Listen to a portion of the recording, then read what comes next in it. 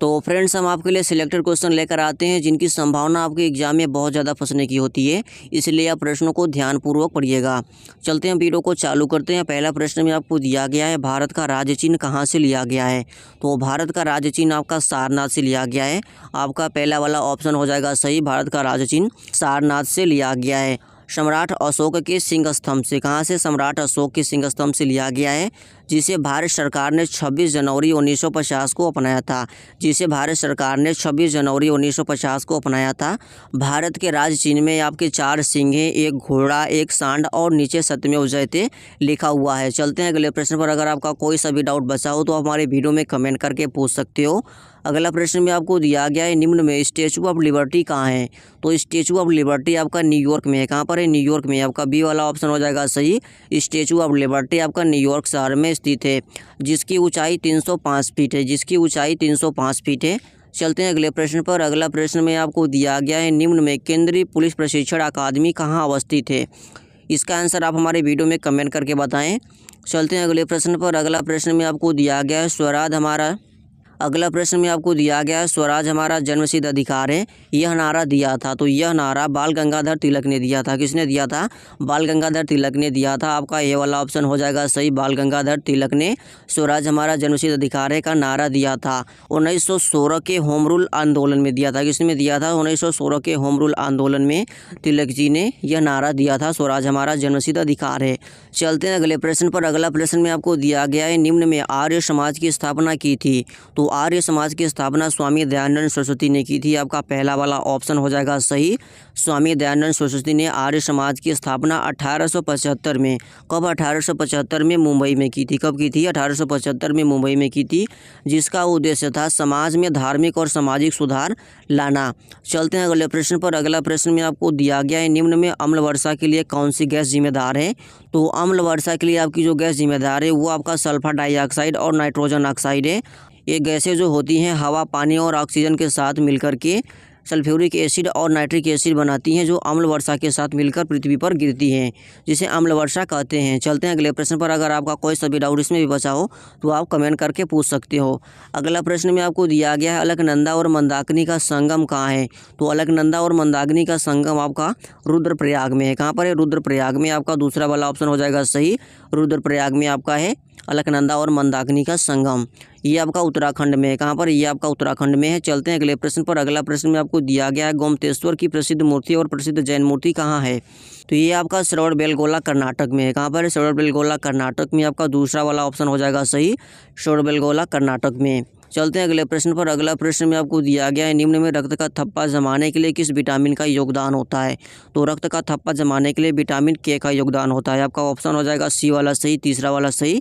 चलते हैं अगले प्रश्न पर। अगला प्रश्न में आपको दिया गया है, उत्तर प्रदेश का सर्वाधिक जनसंख्या वाला जिला है। तो उत्तर प्रदेश का सर्वाधिक जनसंख्या वाला जिला आपका हो जाएगा प्रयागराज। सी वाला ऑप्शन आपका हो जाएगा सही, प्रयागराज उत्तर प्रदेश का सर्वाधिक जनसंख्या वाला जिला है, जिसकी आबादी 2011 की जनगणना के अनुसार 59.5 लाख थी। कितनी थी? 59.5 लाख थी जिसकी आबादी। अगर क्षेत्रफल के हिसाब से बात करें तो क्षेत्रफल के हिसाब से सबसे बड़ा आपका जिला जो उत्तर प्रदेश का है वो आपका लखीमपुर खीरी है।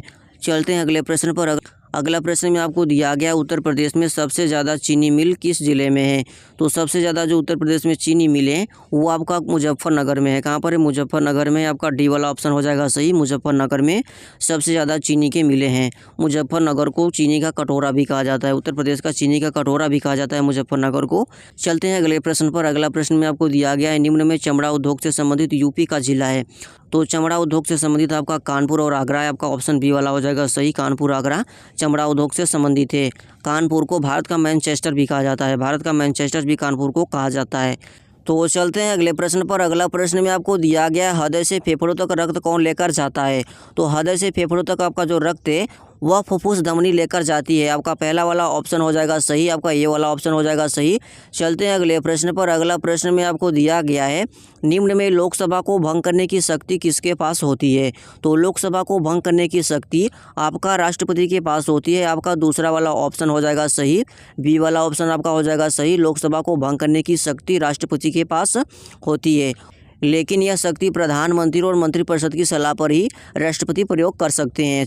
चलते हैं अगले प्रश्न पर। अगला प्रश्न में आपको दिया गया, भारतीय संविधान में आपातकाल की घोषणा कितने प्रकार की है? तो ये वाला ऑप्शन आपका सी वाला ऑप्शन हो जाएगा सही। 3 प्रकार की है। कितने प्रकार की है? 3 प्रकार की है। आपका सी वाला ऑप्शन हो जाएगा सही। चलते हैं अगले प्रश्न पर। अगला प्रश्न में आपको दिया गया है, भारत का दक्षिणतम बिंदु कौन है? तो भारत का दक्षिणतम बिंदु आपका इंदिरा पॉइंट है। कौन है? इंदिरा पॉइंट है। आपका बी वाला ऑप्शन हो जाएगा सही। इंदिरा पॉइंट भारत का दक्षिणतम बिंदु आपका है। यह अंडमान निकोबार और द्वीप समूह के ग्रेट निकोबार पर स्थित है। चलते हैं अगले प्रश्न पर। अगला प्रश्न में आपको दिया गया है, टिहरी बांध किस नदी पर बनाया गया है? वो भी उत्तराखंड के गढ़वाल जिले में बनाया गया है। कहाँ पर बनाया गया है? उत्तराखंड के गढ़वाल जिले में बनाया गया है। कोई सा भी डाउट हो तो हमारे वीडियो में कमेंट करके पूछ सकते हैं। चलते हैं अगले प्रश्न पर। अगला प्रश्न में आपको दिया गया है, उत्तर प्रदेश का सबसे पुराना विश्वविद्यालय कौन है? तो उत्तर प्रदेश का सबसे पुराना विश्वविद्यालय इलाहाबाद विश्वविद्यालय है। ये आपका सी वाला ऑप्शन हो जाएगा सही। उत्तर प्रदेश का सबसे पुराना विश्वविद्यालय इलाहाबाद विश्वविद्यालय है, जिसकी स्थापना 23 सितंबर 1887 को हुई थी। जिसकी स्थापना 23 सितंबर 1887 को हुई थी। तो अगला प्रश्न में दिया गया है, निम्न में वायु प्रदूषण सबसे ज़्यादा कौन सा शहर फैलाता है? तो ये आपका हो जाएगा दिल्ली एनसीआर। आपका पहला वाला ऑप्शन हो जाएगा सही। दिल्ली एनसीआर सबसे ज़्यादा प्रदूषण फैलाता है। चलते हैं अगले प्रश्न पर। अगला प्रश्न में आपको दिया गया, अजंता की गुफाएं कहाँ पर हैं? अजंता एलोरा की गुफाएं कहाँ पर हैं? तो अजंता एलोरा की गुफाएं आपका महाराष्ट्र के औरंगाबाद जिले में हैं। आपका सी वाला ऑप्शन हो जाएगा सही। अजंता एलोरा की गुफाएं महाराष्ट्र के औरंगाबाद जिले में हैं। अजंता और एलोरा की गुफाओं को 1983 में विश्व धरोहर स्थल के रूप में शामिल किया गया था। चलते हैं लास्ट और आखिरी प्रश्न पर। आखिरी प्रश्न में आपको दिया गया है, निम्न में ग्रीन हाउस गैस नहीं है। तो ग्रीन हाउस गैस आपकी कार्बन डाइऑक्साइड है, नाइट्रस ऑक्साइड है, मीथेन है, जबकि आपका जो नाइट्रोजन है ये आपका ग्रीन हाउस गैस नहीं है। तो ये रहे हमारे प्रश्न। अगर आपको प्रश्न अच्छे लगे हों तो आप हमारे वीडियो को लाइक करो, चैनल को सब्सक्राइब करो। मिलेंगे किसी अन्य वीडियो में।